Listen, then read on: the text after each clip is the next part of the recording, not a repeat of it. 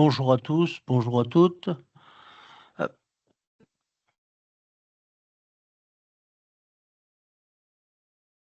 Nous allons traiter aujourd'hui de la mycothérapie. La mycothérapie, je suis bien placé pour vous en parler.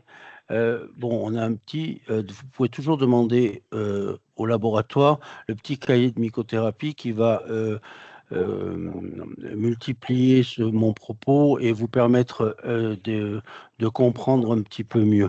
La mycothérapie, je suis bien placé pour en parler parce que j'ai un diplôme universitaire de mycologie et je connais 700 champignons, j'en mange 200 et je ne pourrais pas dire que je me soigne avec ça, mais presque.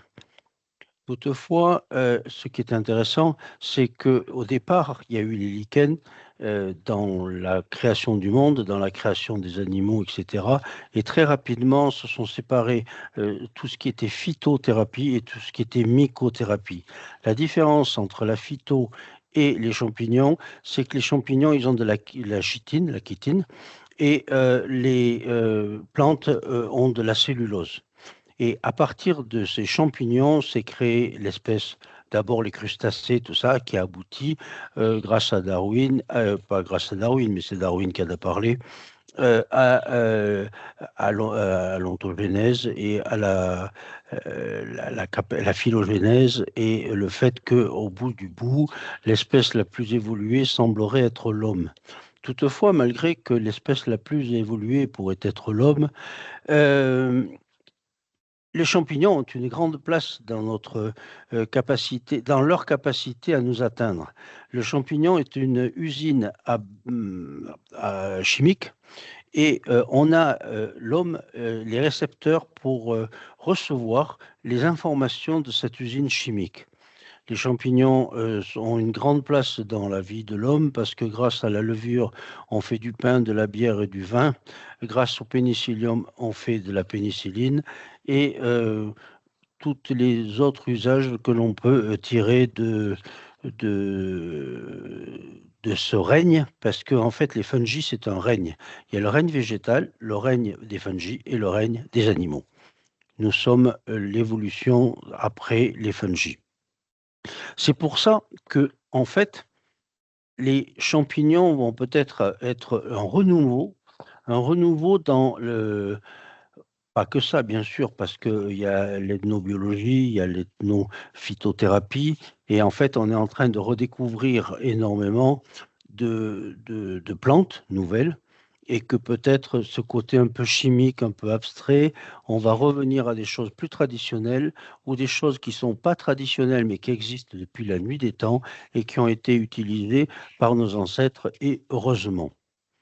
Je vais aujourd'hui pas vous développer la totalité, heureusement pour vous d'ailleurs, de ce qui est la classification des champignons. Je ne vais pas vous parler de la toxicité des champignons. Je ne vais pas vous parler euh, des différences entre les bolets, les champignons qui ont des tubes, les champignons qui ont des lamelles, les champignons, tout ça. Ce n'est pas le propos d'aujourd'hui. Vous trouverez ça dans d'autres ouvrages et éventuellement, si vous voulez me contacter, je pourrais éventuellement répondre à ça. Je vais juste parler pragmatiquement de la gamme de mycothérapie de vecteur énergie. La gamme de mycothérapie de vecteur énergie est très efficace. Pourquoi? Parce qu'en en fait, on utilise uniquement les carpophores. Dans chaque cas où le carpophore, c'est le fruit. Je vais prendre un exemple. Par exemple, quand vous mangez une pomme, vous mangez la pomme. Vous ne mangez pas le pommier. Et vous ne mangez pas le pommier et le fumier qui est dessous. Quand on prend le mycélium, je ne dis pas que dans le mycélium, il n'y a pas des principes actifs, mais en fait, ce n'est pas des principes actifs qui sont réellement valorisés et valorisables, parce que vous avez tout un ensemble de riz, de paille, de chêne dans le shiitake, de sciure et de substrat, surtout dans le cordyceps par exemple, qui ne mange que des produits issus d'insectes.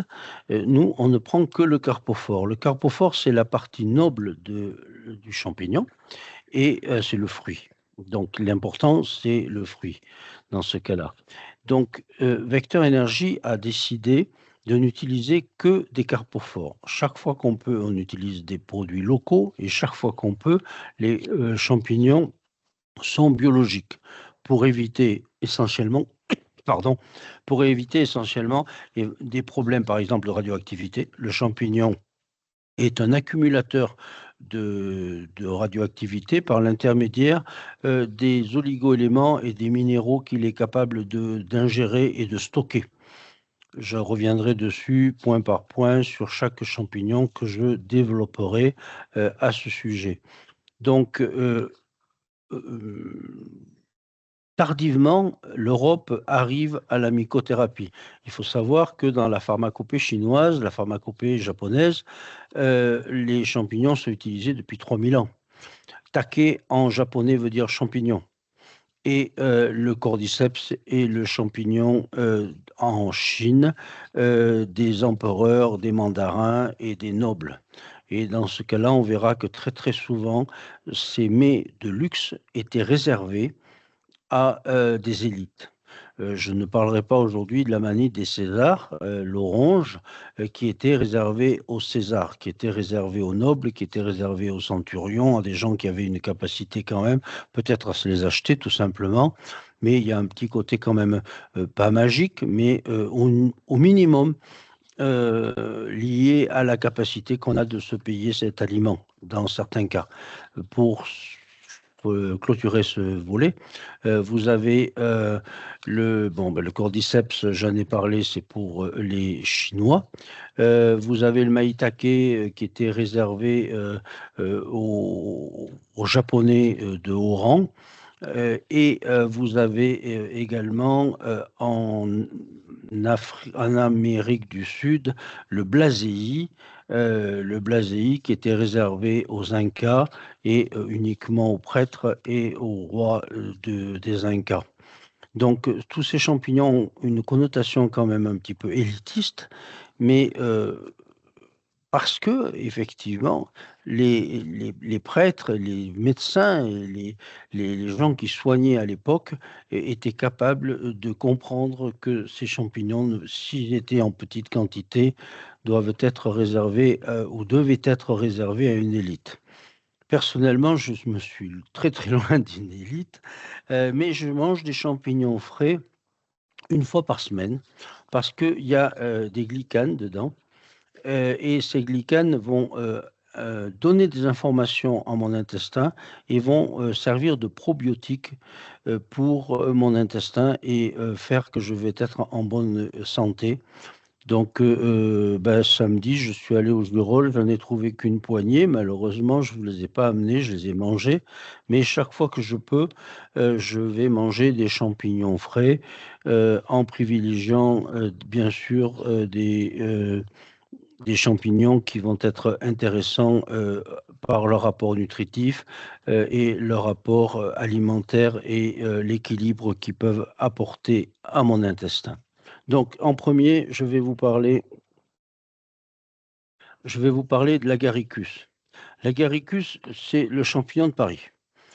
C'est un champignon qui essentiellement contient des bêta-glycanes et que vous devriez manger toutes les semaines parce que il va être utile pour vos symbiotiques, pour vos probiotiques et va être un nourrisseur. Alors, dans ce cas, il y a eu quelques erreurs de dites sur Internet ou ailleurs, comme quoi si on mangeait des champignons, ça favorisait le candidat albicans. C'est complètement faux, parce qu'en fait, un bon intestin est un intestin qui contient un maximum de bactéries différentes et c'est le nombre d'espèces qui va faire que le candidat albicans ne pourra pas se développer. Le candidat albicans, il se développe uniquement si vous mangez trop de sucre et si vous mangez des produits trop acides. Donc, le champignon de Paris, Agaricus. Alors, Agaricus, c'est un nom générique parce qu'en latin, Agaricus, ça veut dire champignon. Donc, quand vous regardez sur des matières médicales homéopathiques, vous allez avoir Agaricus, et en fait, Agaricus, c'est l'Amanite tumouche. Bon, elle est très décrite, l'Amanite tumouche, mais en fait, l'Agaricus muscari est ce qu'on appelle Agaricus, alors qu'Agaricus, ça veut dire champignon. Donc, il ne faut pas non plus, comment dire, mélanger les époques, mélanger les espèces. Et cet agaricus, qui en fait est une psaliote et qui est un champignon de Paris, donc en fait qui va être rosé et dont les spores sont foncés, voire noirs. C'est pour ça qu'un champignon de Paris va être un peu foncé. Quand vous êtes dans un magasin, bio si possible, vous allez essayer de prendre, je dire ramasser. Non, vous les payez à la sortie, donc vous ne les ramassez pas, sachant que quand même la plupart sont des champignons de culture. Vous allez essayer de prendre des champignons les plus petits possibles, parce qu'un champignon, dans, quand il est petit, il contient déjà tous les oligoéléments, toutes les hormones, tous les produits qui vont faire que quand il sera plus gros, il n'en aura pas plus. Même les acides aminés, les facteurs de croissance, les vitamines, vont être concentrés dans un plus petit champignon. Donc, allez pas prendre les plus gros. Le champignon de Paris est un champignon la psaliote, qui va être va se croiser avec énormément d'autres espèces. Avant, le champignon de Paris, il est dans les petites boîtes, il était petit, il était blanc. Et maintenant, on va vous proposer des champignons de Paris énormes. C'est sûr que pour les faire au grill avec du beurre persillé, c'est mieux. Mais au niveau alimentaire, c'est pas un plus, c'est pas plus positif, à part pour faire une belle présentation avec des tomates à la provençale. Donc, vous prenez des petits champignons. Après, comme il a été très, très croisé, et ça va me permettre d'enchaîner sur le blaséi. Le blaséi, c'est un champignon de Paris, c'est une psaliote, mais qui vient et qui provient d'Amérique du Sud.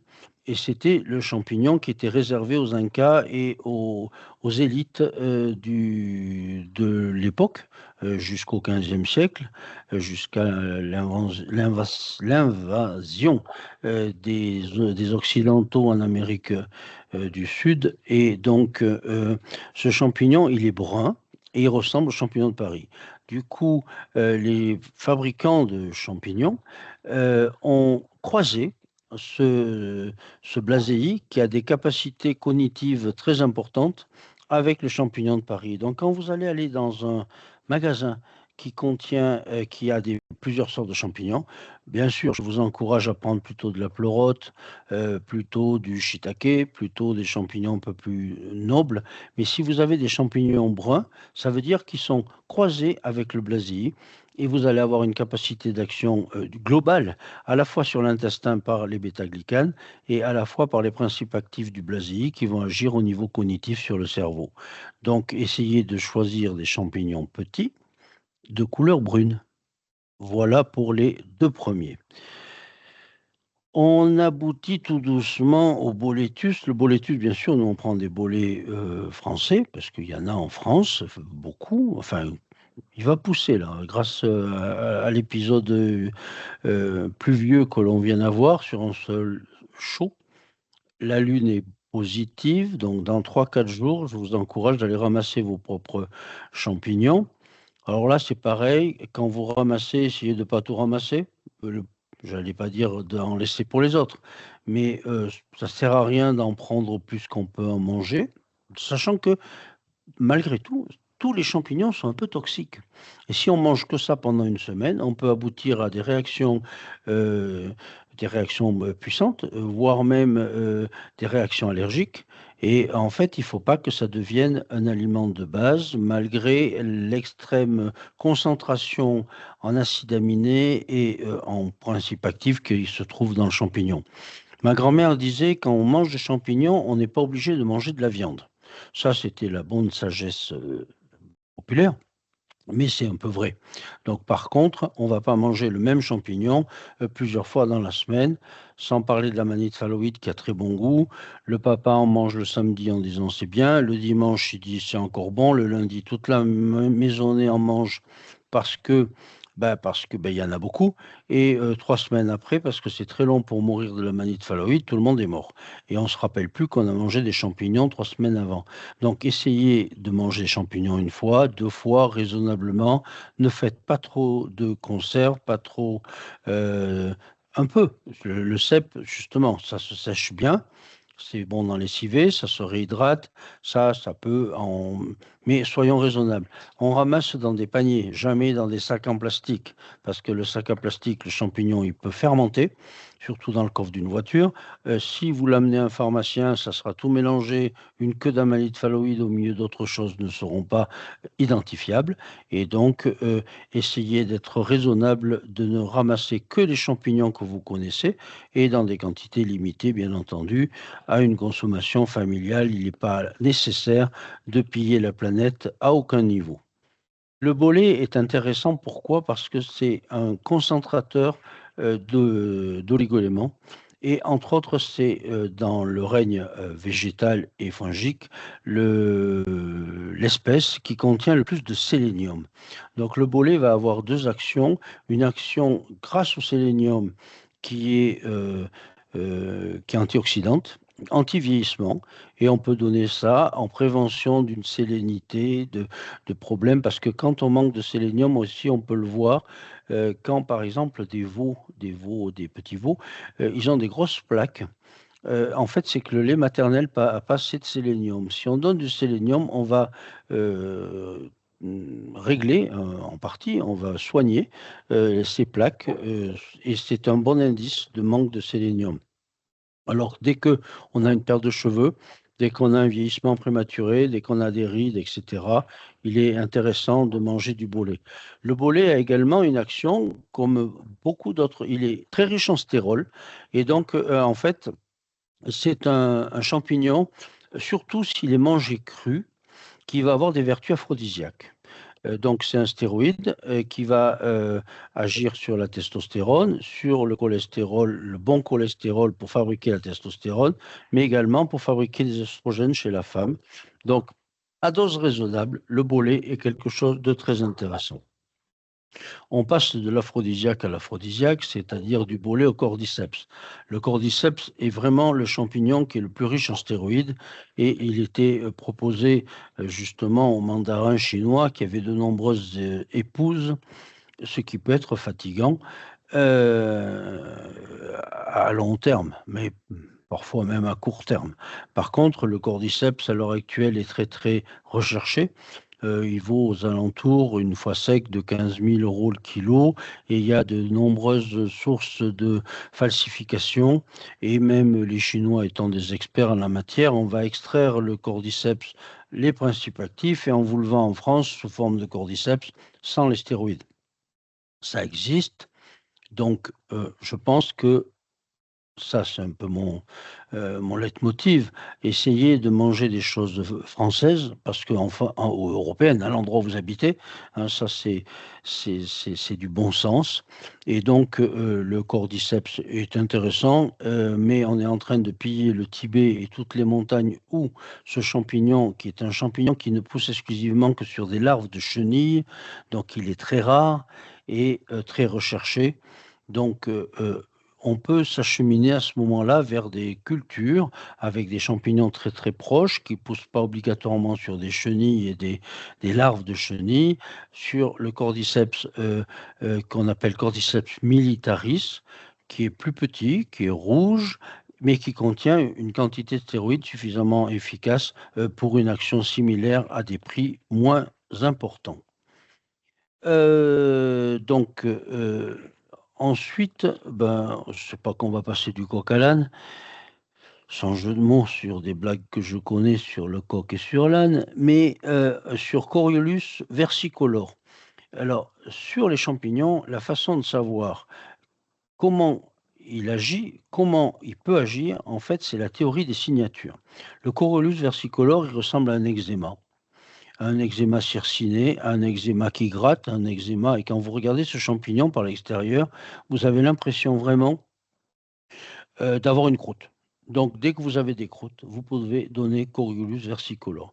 Vous allez voir qu'à la fin de cet entretien, vous pourrez prendre le champignon qui vous convient. Donc, si c'est sur la peau, si ça gratte, si c'est circiné, si il y a un eczéma, un psoriasis ou des choses qui gratouillent dans les cheveux ou dans la tête ou dans le corps, Coriolus versicolor va avoir une action stricte, pas strictement, parce que bien sûr tous les champignons vont agir un petit peu d'une façon plus large, mais vraiment c'est le champignon de la peau.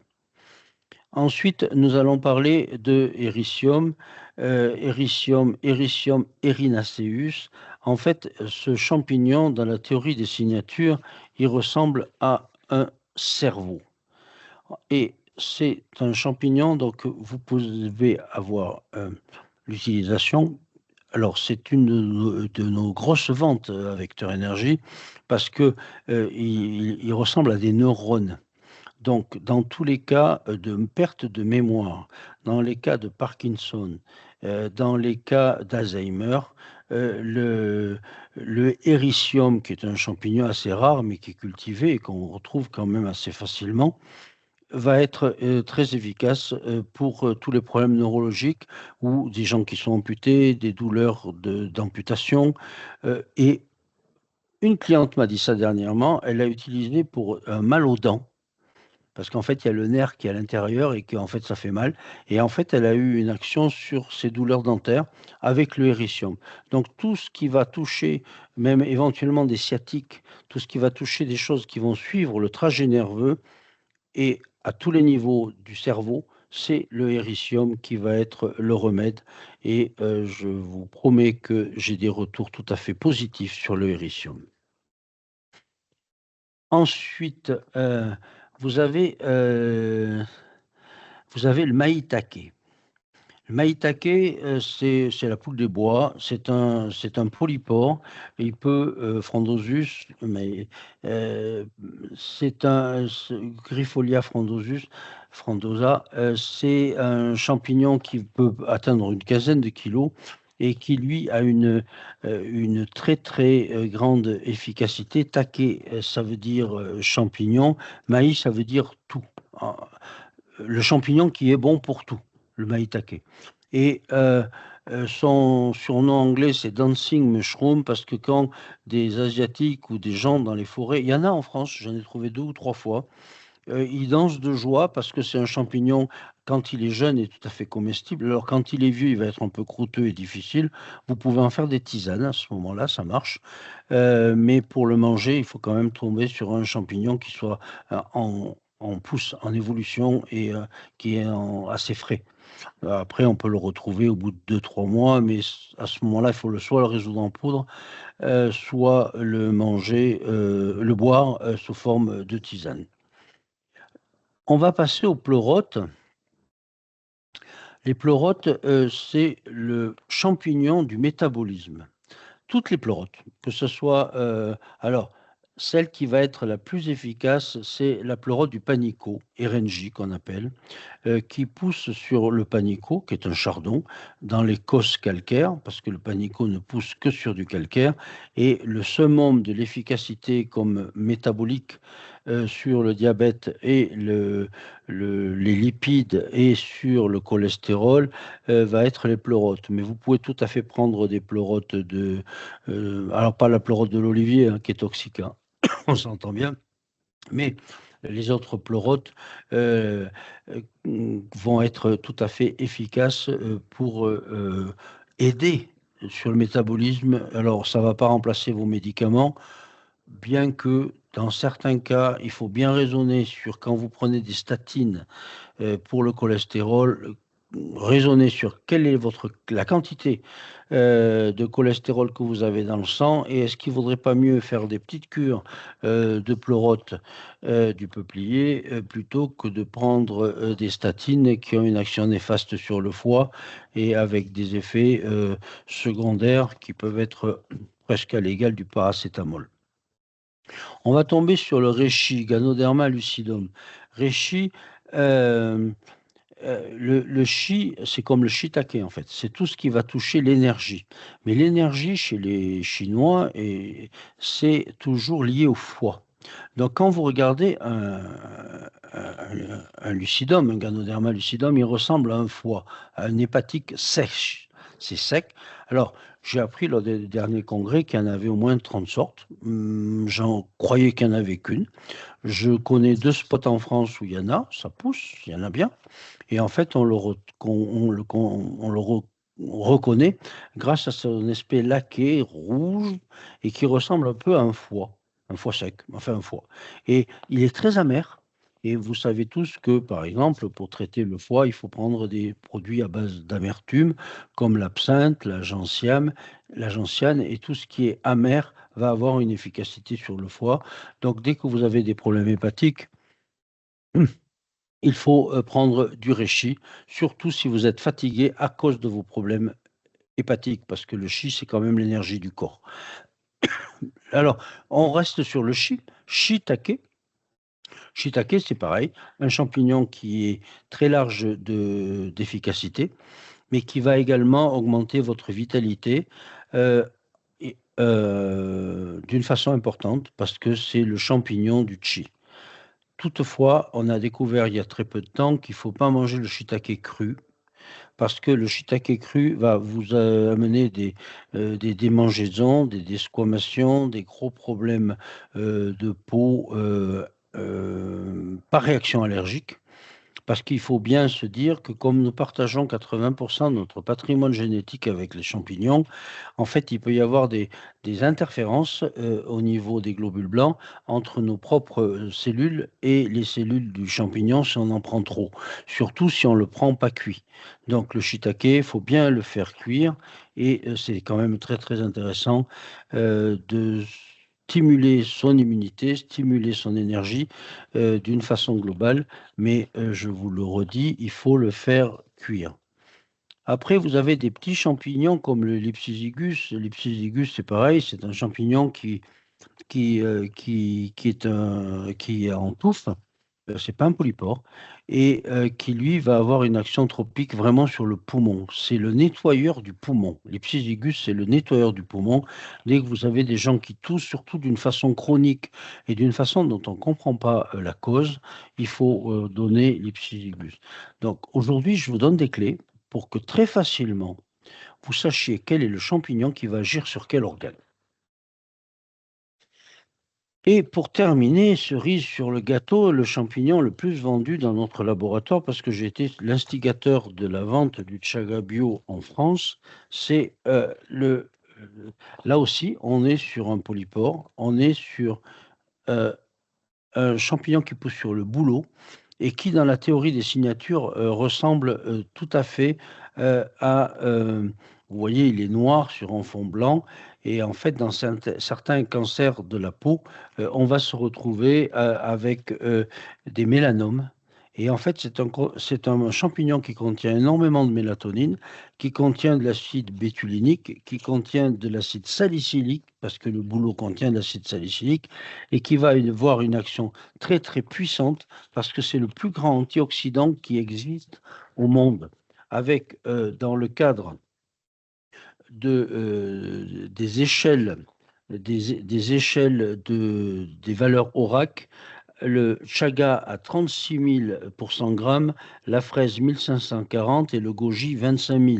Donc on voit qu'on est sur l'anticancéreux et l'antioxydant le plus puissant. Solzhenitsyn a été guéri de son cancer de l'estomac par une peuplade, parce qu'il était au goulag, et en fait, on l'avait plus ou moins enterré, voilà, et en fait, dans le livre Le Pavillon des cancéreux, Solzhenitsyn explique pendant plus de 60 pages l'action du Chaga sur, l'absence de soins qu'il pouvait avoir dans les goulags, et il s'en est sorti puisqu'il avait tout dans la tête, mais quand il est sorti, il a écrit un livre de 600 pages sur les conditions de vie au goulag, mais également les conditions de vie qui lui ont permis de survivre grâce euh, au peuple Khanty, je ne sais pas comment on dit, c'est pas quantique, hein, c'est Khanty, qui utilise ça comme boisson traditionnelle. Chaga veut dire cha, c'est le thé, et ga, c'est le bouleau. le thé du bouleau. Mais ça existe en France, j'en ai trouvé du chaga en France, peu, parce qu'en fait, il faut que les bouleaux ils se frottent pour avoir une espèce de cicatrice, des douleurs, quoi. Et en fait, la spore va se mettre à l'intérieur du bouleau et grâce à cette mise en place dans le bouleau, va fabriquer des champignons. Alors, on trouvait, je rentrais le chaga à l'époque de Sibérie, les contraintes, et par l'intermédiaire de la Lituanie, en bio.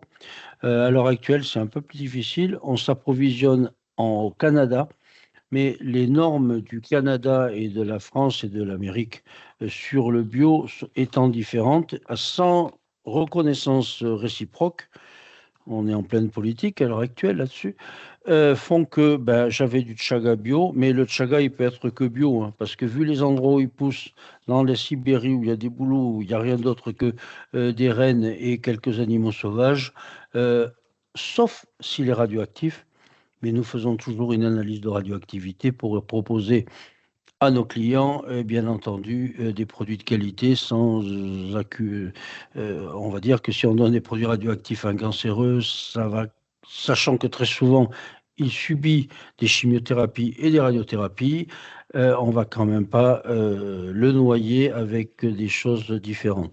On a donc une gamme. Alors, on avait une gamme de complexes. Une pour le foie, une pour l'impuissance, une pour tout ça, une pour les poumons. J'ai arrêté tout ça parce qu'en fait, je préfère former des gens à des choses unicistes. On a un problème, on a une solution. Mais on n'a pas un mélange de plantes parce qu'on va être moins efficace si on dilue. Donc c'est pour ça qu'à l'heure actuelle, on a une gamme complète avec l'agaricus, le blasé. Hop, je suis à l'envers, donc j'ai un peu de mal. C'est comme les télescopes, on voit à l'envers. Le bolet, pardon, et toute la gamme que je viens de vous présenter, que nous avons donc en gélule et en liquide. Extrait spagyrisé comme nos plantes fraîches. Toutefois, c'est une exception à laquelle je vais vous convier. C'est que normalement, je propose toujours des liquides, une extraction par liquide pour les soins. Et pour une fois, je vais vous dire que chez moi, il vaut mieux prendre les gélules. Pourquoi? Parce qu'en fait, les glycomananes et tous les produits qui vont avoir un effet gonflant, un peu comme les algues, vont faire qu'on ne va pas pouvoir mettre toujours les quantités de produits qu'on voudrait à l'intérieur du liquide parce que ça s'épaissit, d'une part.